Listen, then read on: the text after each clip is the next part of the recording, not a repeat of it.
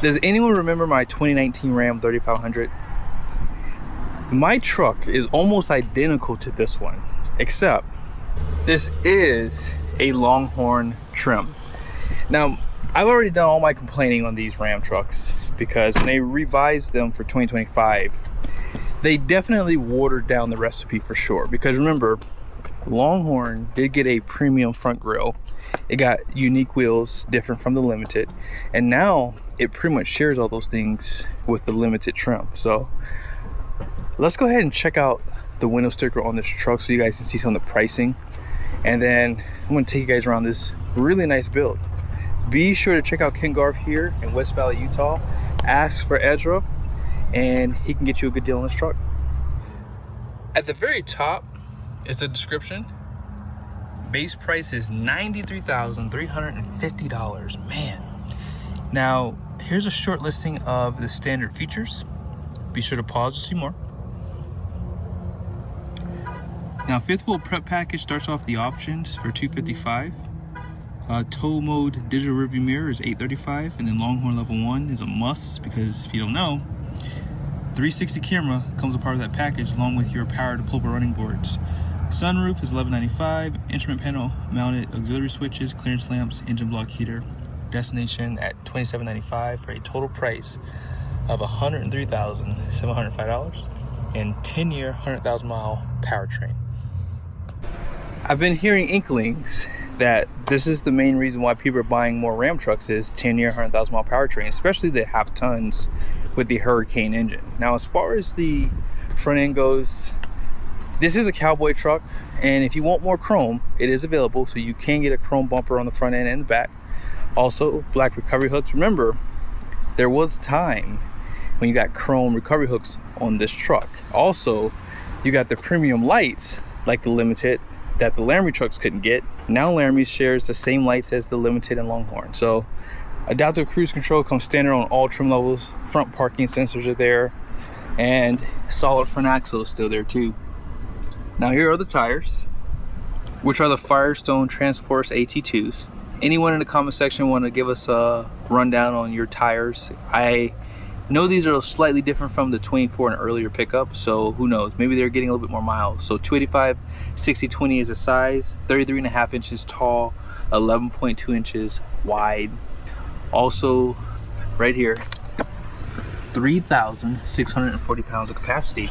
Now the wheel design is shared with the Limited, and they look good. I don't mind that, but like I said, it's just not as special as it was from 24 down to 2019. Those power deployable running boards are there because of that equipment group. Here's some of your badging. A little bit of chrome on the mirrors, puddle lights, more cameras, painted door handles, smart key system. And I do like the MegaCab design. This truck did have the clearance lights, which is, I think, a no-brainer on an HD truck personally. That's just me though. 31 gallon fuel tank, which is last place. 7.5 gallon for the DEF. And here's that leaf pack. So when you get that 1 ton, they do upgrade the frame and the suspension out back. Liner. And then there is a step right here.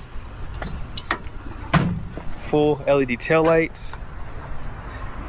Someone called me out in one of my videos. I didn't show the Longhorn badge, so here it is, front and center. You can see it perfectly now. You guys see all the plugs. This is a 12-way for your video, 7 for your trailer, and then you have LED lights. This is a camera view for the rear view mirror, class 5 hitch, and 342 rear with the anti-spin. Here's that spare. You can kind of see that suspension a little bit better. If you want air suspension, it is available. By the way, there's a light there, camera. And then spray in.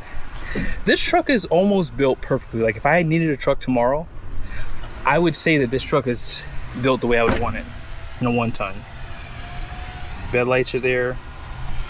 Be sure to check out my Juggernaut promo code down below if you want a better solution for tying things down. Up here, there's 2 cameras, one for bed view, one for the rearview mirror. Power sliding glass with defrost. There's that tiny sunroof. And then here's a side view. We don't have any wind today, unfortunately, but it's okay. The flag's only like flapping in the wind. I still think this is one of the best looking pickup trucks in white. It really does hit. Let's check out what's under the hood. Here's that new 6.7 Cummins. They redid it back in 2025, so no more grid heater. Now you have glow plugs. Also, you have a CP8 fuel pump right down there. There's no dual alternator, so you can see it pretty good. Also, it does use cast iron for the block again. It used to use compacted graphite iron. 430 horsepower, 1,075 pound-feet of torque. So 10 horsepower bump is probably because of the removal of the grid heater, and I will probably say the larger intake and exhaust valves. Now, if you want this engine to go 1,000,000 miles, check out my website. It's actually on my channel now too. Insane Diesel Oil Bypass. Highly recommend you check it out because it does filter the oil and it filters down to 1 micron, and their Lorenzo oil has tungsten in it. So it does create a barrier internally on the metals, so you have less wear and tear. And I truly believe it will help with some of the roller lifter issues you've seen in the past because of that barrier that it creates on the metals. 8 speeds, ZF transmission behind. Let's go ahead and check out the interior. Despite the shortfalls on the exterior, you still get that true cowboy interior, and they don't skimp out for sure. This is only unique to this trim, and I like that. Like how wide the seat cushions are, 10-way with lumbar. Also, only a tilt. But I will say, the cab is small, so it doesn't really matter, but you have adjustable pedals. And check out those really nice floor mats. You can see right here, barbed wire, big old badges, and that carpet insert, you can remove it. I always took mine out anyways, just because I always get my mats really dirty. But yeah, overall, this is a nice interior. Seat memories, auto up and down for the front windows. Also, you can power fold the mirrors on the outside, and you can control the convex too, which is nice. I believe this has a 17 speaker Harman Kardon, and I think it's the best sounding one too. Look how wide the door opens in the rear here. And Ram knows you don't have a cowboy truck unless you have a belt buckle somewhere on the interior. They do that on both sides too. Now they do cheapen up the seats a little bit with the fabric materials. You can see right there too. A little bit of storage below right there. And you have it behind the seat. These do recline, 60/40 bench, as well as armrests with cup holders there and here. USBs, 115 volt power plug, 400 watts, outboard heated seats. And this is just one big floor mat. I like this. In the past, you only had 2 mats, so this was all exposed carpet. So I like how they do it now. Now on the passenger side, you do have a 10-way seat, including lumbar. They don't do the leather wrapping on the back, by the way, on the grab handles. You have this passenger screen. It's not a favorite, but every truck now is going to be getting this in the near future. You guys saw Chevy and GMC are getting their passenger side screen. Here's that glove box. Also, if you are thinking about using this truck for a bed camper, hopefully you guys can see this. This camera's not really good at picking up wording because it didn't focus well. But if you can't see, it's 2,933 pounds of capacity for a bed camper. Okay. And I'll show you the payload here in a second, but I'm happy that Ram's been putting this in the trucks because that is a big advantage to a Ram truck. You don't have to have a package for a bed camper like Ford because you have to get their camper package to be able to carry a bed camper. Dual controllers. Love their center console. And check out the key, by the way. They still do the bronze on the sides there. And they do spill out Longhorn. Let's go ahead and jump over to the driver's seat.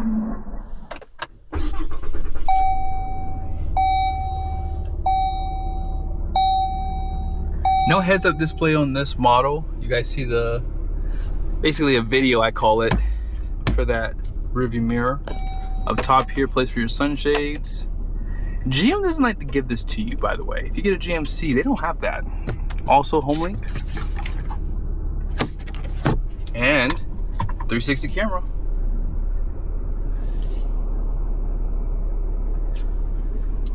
Also, you have the trailer reverse guidance too. Now, if you're in drive, right? Let's go ahead and X out of here. If you turn on the signal, they do give you those camera views too, like that. You guys see that deeper storage 115 volt power plug right there, and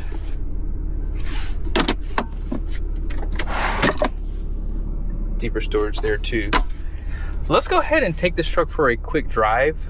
I kind of want to stay out of the sun for a little bit because, man, it is super hot today. So yeah, all in all, I think that Ram has a really good truck, guys. I think that for the money and for what you get in this package, it truly is a game changer. I guess the only thing is pricing, right? You guys saw this truck's not cheap. But yeah, let's go ahead and take it for a quick drive. Love this off-road page. It shows you the altitude. That's really nice when you're towing too, because density, altitude. I'm shocked that they don't show that on here. That's something that would be good for like a towing page, because as that changes, right, you might need to be careful on how fast you're going because of temperature and how the engine can heat up because of the altitude. So this is something to consider. I've pretty much been driving for about 10 minutes now, and one thing I don't miss about my old Ram is how long it took to cool down in the cab. It'll definitely cool down in here, but you guys see right here, there is a max AC button on the screen. Now when you turn that on, hopefully you guys will see it. It didn't do it. Oh, there it is. It does turn off the AC on the side here. So it cranks up the fan speed, because you guys see it's 100 degrees outside today and it is super hot. And one thing I've noticed is the GM and the Ford trucks just take a lot less time to cool down. Now this truck will get cooler, but it's not as good. When you think that it has the lighter color roof, it's just not as good as the Ford. I think Ford might be better than GM trucks too. But this truck having the leaf pack out back that you just saw, no air suspension, it still rides really good. Power delivery, if you give it the juice, that 8-speed transmission does its job. There's no like, there's a little bit of hesitation obviously, but there's no like sharpness to like the shifts. Like you don't feel like you're driving a semi truck anymore, like the Eisen transmission, for example. The 68 was pretty good in terms of comfort. Like it never felt like jarring basically to have that transmission like the Eisen. But yeah, this truck is quiet on the interior, looks good, feels good. It's one of the best trucks money can buy. I just think that if Ram were to, look at that beautiful truck right there too. But I think if Ram were to do a redesign on the cabs, they would just do themselves a huge justice. I think a lot of people are just looking for Ram to make some big changes to their pretty good platform. Front gross axle weight rating is going to be 6,000 pounds. The rear is 7,000 pounds. Gross vehicle weight rating is 12,300 pounds. 20 by 8 wide wheels. And all-in payload capacity is 3,733 pounds. Front tire pressure is 65. The rear is 80. So this truck had very similar payload capacity as mine, which is kind of shocking because my truck did have CGI, which is a compacted graphite iron, and that was lighter. However, I think that the 8-speed ZF is lighter than the Eisen transmission, so you do pick up a few pounds there. So all in all, this is a really nice truck, guys. I think that for the money, especially if you reach out to Ezra, he can give you some discounts on this. This would be a good truck to have in your arsenal. I think that for the value what you get on this truck, it really is a hard truck to beat, especially when you consider the 10-year 100,000 mile powertrain warranty.